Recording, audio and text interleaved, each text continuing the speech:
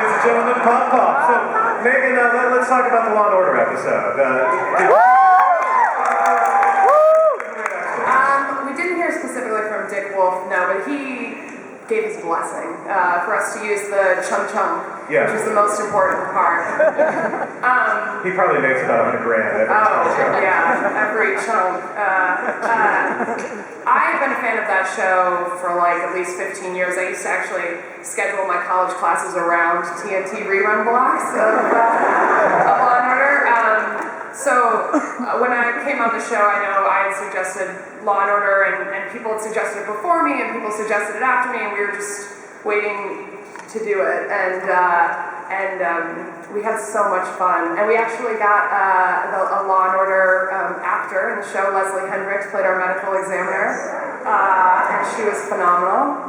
And it was just a really great episode to be on. I feel like I kind of cheated because I picked an episode where, just like Law and Order is the perfect format where it's split half and half, I picked an episode where the first half is like Troy and Abed solve a murder, you know. That's a spin-off, by the way. Yeah, and then Shirley plays like an amazing lieutenant to their cops. And then halfway through, you get to transfer over and see Jeff and Annie be these amazing lawyers and have these great closing arguments and get all the legal drama. So it was just like, and then there was a bit of Britta. As much as the fans want to see. One scene. Stop it, Stevers. Stop it. Oh, and Chevy was somewhere. But yeah, it was a ton of fun. I wish we would get to do one every year. There's got to be another thing we can murder. Law and Order SVU. SVU. Yeah, they want to see sex crimes. There you go.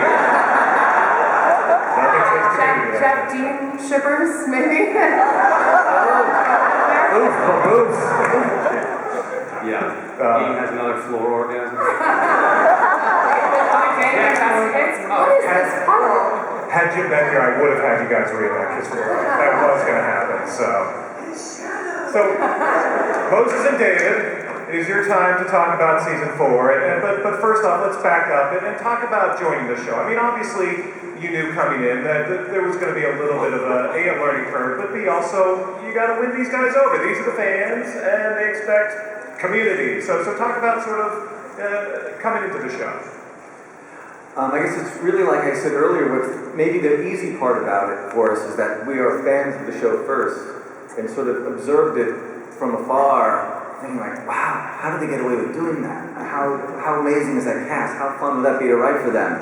And we got the phone call, we were playing out scenes. yeah. We have our own David Moses in the morning thing. Equally as entertaining as what Troy and Abed do. Yeah. But, so from that standpoint, we felt like, okay, we understand the show deeply and we love it, and we just wanted to keep being the wonderful thing that it is.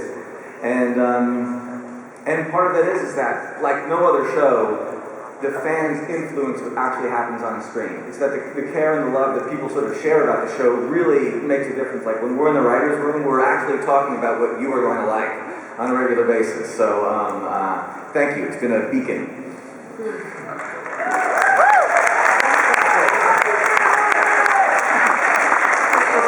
It's also not us coming in and just taking it on by ourselves. Like we're walking into a situation where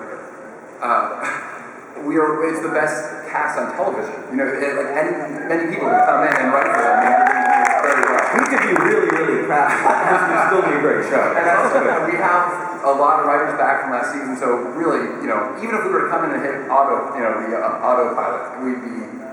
What I mean to say is, we're not going to screw it up. It won't be us. You guys are turning into a multi-camera family sitcom with a, Multi-family, multiverse. So We'll see.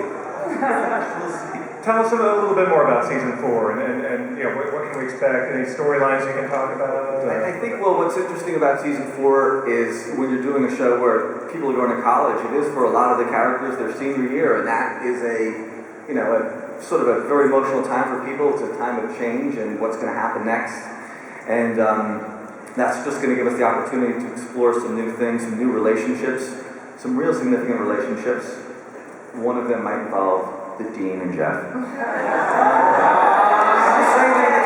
Take a step forward. I've already waxed my body.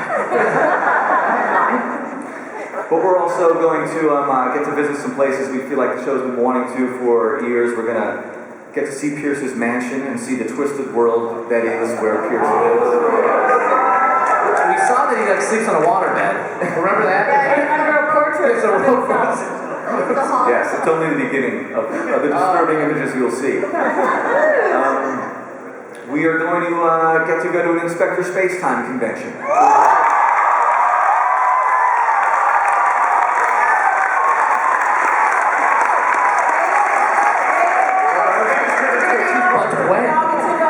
Everyone's going to go to the We're gonna go convention. twice after that reaction. And actually, there have been some people who thought that might not be a good idea. Could we tell them again how great an idea it is that we go?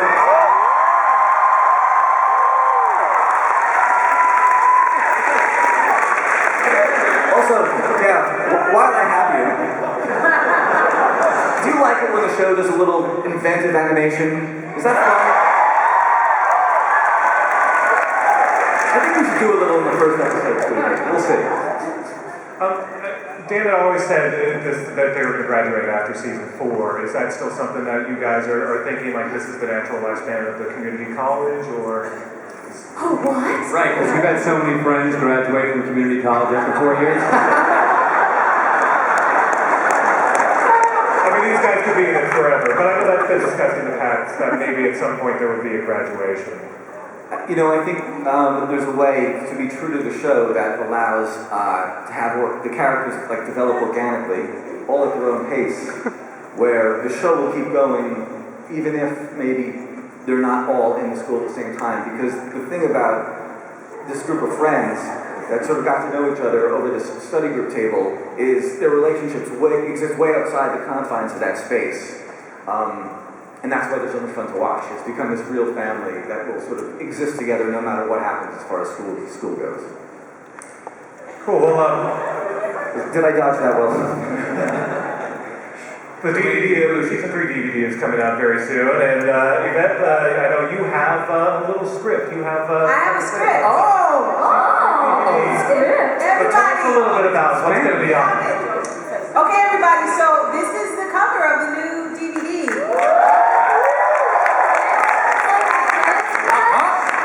Can you see? Is that good? Yeah. And I would like to say that it comes out August 14th. That's actually my body shape. That's my real body. And look, what's special about it is August 14th is 2 days after my birthday. So, Somebody's turning 29! gifts are expected and appreciated. Okay, anyway, you guys, so this is the DVD. There are going to be commentaries on every episode. Every single episode. There's also this awesome featurette. We have a gleeful community Christmas featurette. It's like, we talk about our favorite song, blah, blah, blah, what it was like filming the episode. There's also a featurette called This Is War, Pillows versus Blankets. It's a look behind the blanket fort episodes. And then we have deleted scenes, and then over 20 minutes of outtakes. So this is going to be really, you know, the outtakes get really crazy, you guys. This like might be the best thing about the DVD. So that's our DVD. Now it's a little treat. We have a gag reel to show you guys from the DVD.